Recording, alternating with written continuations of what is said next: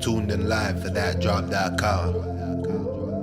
So you guys have been in Austin for a couple of days now. What's your South by Southwest experience been like? I know you had a show yesterday, you got another one coming up today. Oh, actually we didn't play yesterday. Oh, really? Yeah, that was a mix-up between agencies and, Okay. So we actually arrived yesterday in the evening. So this is the first day, but we've been here before and we love Austin, and South by is just a really cool experience in general. Yeah. Awesome. What are some of your favorite things about this event? Returning, what keeps you guys coming back, and what are you looking forward to this week? We're doing a show tonight. That's going to be really fun. Gorgon City is playing as well. I'm really excited about meeting those guys. I mean, the whole thing where you run into people. It's so much industry people here. You meet a lot of friends. It's just a great place to be. But it's almost like a little bit like the Miami Music Conference. It's almost the same thing because you meet all these people, and it's just like, it's more like meeting up and meeting people, having fun, but then also it's obviously the business side. You have to play the shows, but that's just fun. It's more like showcasing, so it's not as much pressure as it is playing in the club, in my opinion. Right. Speaking of the fun, what would we find you guys doing this week outside of your shows? What are some things you're interested in checking out? Some artists you might be excited to see? We just heard that the Odd Future guys are playing some event here. We might go, and then I heard Osla is having like a stage here, like event here too. So we might go to that. I mean, it's like tons of different stuff. We just came yesterday, so we really don't know that much. So we're just asking now and just see what's happening tonight and tomorrow. Then we're actually leaving on Friday. Yeah. So we're not going to spend that much time. Okay. And you guys heading straight to Miami Music Week? I know you're playing at Ultra. Is there we're doing Boston and Atlanta and New York before that. So, but yeah, we're going to Miami as well. Okay, awesome. You guys have played at Ultra before. You have more shows coming up in your hometown of Sweden. You're going to be playing Greenfields again. What are you looking forward to this summer? We have done a lot of new music, and we're really excited just playing that in all these different countries and venues. Just getting a grip of what's working and what could be done better. It's always nice to do those test runs, Yeah, I mean, the thing I think we look most forward to is just like the what's it called? Oh, I lost it now. Yeah. We might do a pizza this year. Oh wow! Oh yeah. And that's actually really fun every year because then that's like here, we meet all these people, everybody's coming out and having a good time, and it's the same thing as South by Southwest basically, but it's a pizza, so it has like a different vibe too. Right. Yeah. Having played all these different venues from clubs, Excess in Las Vegas to Mansion in Miami and all these different venues in the world now, Ibiza, what have been some of the most memorable experiences and things that really stick out to you, whether that's craziest crowds, just overall best atmosphere, best reception to your music? I think one of my recent favorites has to be Vessel in San Francisco. We're good friends with the guys who run it, and we have a lot of friends in San Francisco, and we always have a blast, basically. Yeah, and the crowd there is just like, it's crazy. It's like underground, and it's like kind of, I think it fits 500 to 700 tops. And it's just so intense, and people are like having a great time, and it's just like, it feels like you're partying with your best friends, basically. Yeah. So it's one of our favorite clubs, and I would say favorite festival experience so far maybe was, I think, still in Sweden, a small festival called Emma Boda or whatever. Emma Boda. It's like out a in small the forest. Yeah, and that was slammed like 5,000 people, and it was just like the most craziest crowd. Like they were just like that was screaming insane. the whole time. It was, I think part of our the Killers remix we did, the live video for that, I think some of the footage contains from that festival. Very cool. You mentioned a lot of new music on the horizon. Can you walk us through the production and what the influence has been behind that? Maybe kind of how your sound has evolved the longer that you've been in it, and what to expect with that? I feel like the main difference is that we matured a lot musically-wise compared to when we started out as Cazzette. Then we were just kind of, curious, and we just wanted to try everything, and we kind of got stuck in the whole like dubstep house, dub house, EDM sound. I feel like now we just want to make good music, good songs. You know, it doesn't have to be super energetic or anything like that. Yeah, I mean, all the songs that we have now that's coming up is kind of different from each other. Like one song, now Sleepless and Blind Heart had similar vibes to it. It was kind of in the same vein, but like at the same time, not the next single now called Together, it's coming out, I think it's end of the month or beginning of April. We haven't like a clear date yet, but it's coming up. And that one has, still you can hear the same vein as Blind Heart and Sleepless, but still it's a step forward, and it has more R&B vibes to it, and I think the vocal is very like, because you can strip it down with the piano, it sounds exactly like an old school R&B song. But I think all the other songs that's coming up after that is kind of, one is like ballad, it's just like Moby influenced music, and then we have songs that sounds like I don't know, it's a disco, but it's like not disco at all. It's just like, it's all weird. Stuff. So everything is going to sound different to each other. It's not going to really have that. We don't really like to just stick to the sound, just one sound, because at the end of the day, it's not really, because electronic music has so many different, there's so much different stuff you can make with that. It's just like you shouldn't just be limited to one type of sound or one, you know, genre. It's just like you can do different stuff within that, and I think that's really a good thing for us as producers. We can just do whatever we want, because we can't sing, we don't have great voices, we're not singing like Sam Smith because that's his thing.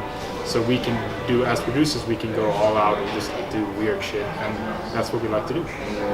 So there's definitely a lot to look forward to, you know, with that shift and with so much music coming out. What are some of the influences to that? You mentioned the diverse, the broad spectrum. What has inspired you throughout that process? Now it's like, I feel like we're like picking small parts of everything, you know.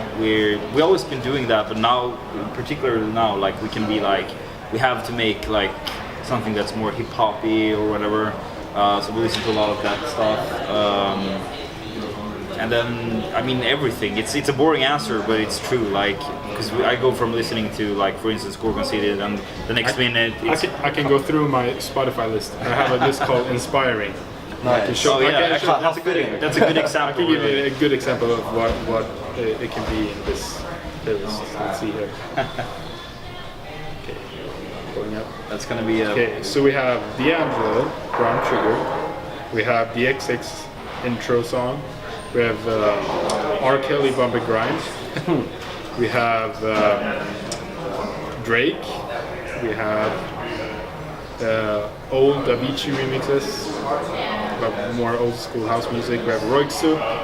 We have James Blake. We have Mayer Hawthorne. We have some Swedish artists for some reason. Cashmere Cat. We have, it's like, yeah. The list goes on. Right.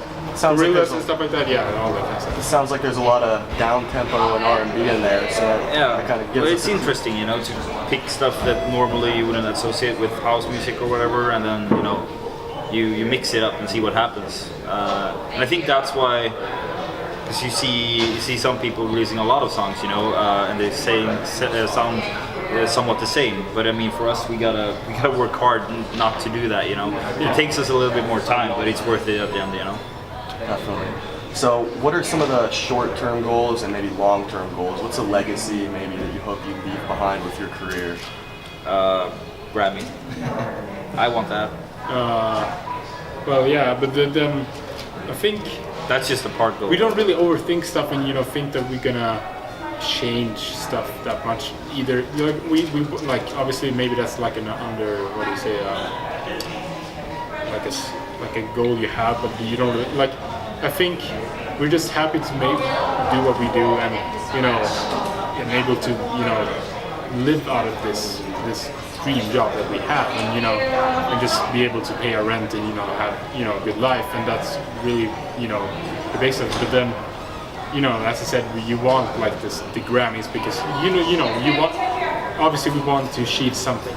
And I think Grammy is one of the goals that we have. Yeah, it's just like a small. It's not the main. That's not why we do it. I mean, like you said, we're you know, we have our dream job. We live a very good life. We're fortunate like that, and it's truly a blessing. But yeah, you just gotta find also like small, minor, like, because I mean, a Grammy compared to all of what we're already doing is like, it's, you know, not important. It's just like a small little like, good job. And we're like, thank you. Nice little cherry on Yeah, top. exactly. But, and also just put out, more music and better music. Yeah, we just want like the main thing I think with music that makes us doing it is that the reaction when someone hears what you did, and the reaction is just like happy, like that they get goosebumps and like all that kind of stuff. And then when you play it to a festival or in a club, people go crazy, and that's that just that feeling living out of just seeing that is just like amazing. So we're just grateful to just be able to have that. When did you realize that you could make this a career and really take your music to the next level? It was kind of weird because when the career started, I still wasn't sure, because it took some time to get understand that okay, now I can pay rent with this or whatever. But I'd say pretty quickly after we signed with our management at night and Ash, our manager, we kind of felt safe, Yeah, I think that was what was important, is that you feel safe with the people that work around you, and you don't feel like something is going to go wrong. They just make you feel safe, and then you can focus on what you're best, what we do the best, which is music. So. What traits as managers did Ash and that group have that made you feel safe? It's just really he's right a lot, which makes you feel safe, because he has a very very good ear of what's gonna work and what's not working and what's need. It's been proven to us so many times. You have an idea and you show him the song, and he's like, "Oh, it's great, but try doing this." And I'm like, "Really? Is that gonna work?" He's like, "Just try it, and we'll see." And then you try it, and it's like, "Shit, it was right again," And then also, now we have great access to beautiful studios in Stockholm, and it's it's really a whole complex now, which is it proves that he's doing something right. Lastly, before we let you go, what is something that most people might not know about you? We got that question before. I remember the answer was stupid. Yeah, we're so boring people, really. It's we're pretty honest. We don't know. Oh, that's a good question. I guess rather, if you weren't producing, what would you see yourself doing? What are some of your other passions next to music? Maybe a designer of some sort. I know you feel that way too. Yeah. We love creating in general. So if music wouldn't work out in a way, we would just love it. There's other stuff that we're actually being involved in on other parts, even outside music today. So just music that's what we're best at, and that's what we're always going to do. But we have other dreams too. Other stuff, designing, and that could be for me anything. I feel like web design, arts, anything. So clothing. Creating something. I think that would be it. Maybe architect, even that. I don't know. I'm not good at drawing. Well, you can learn. Photoshop.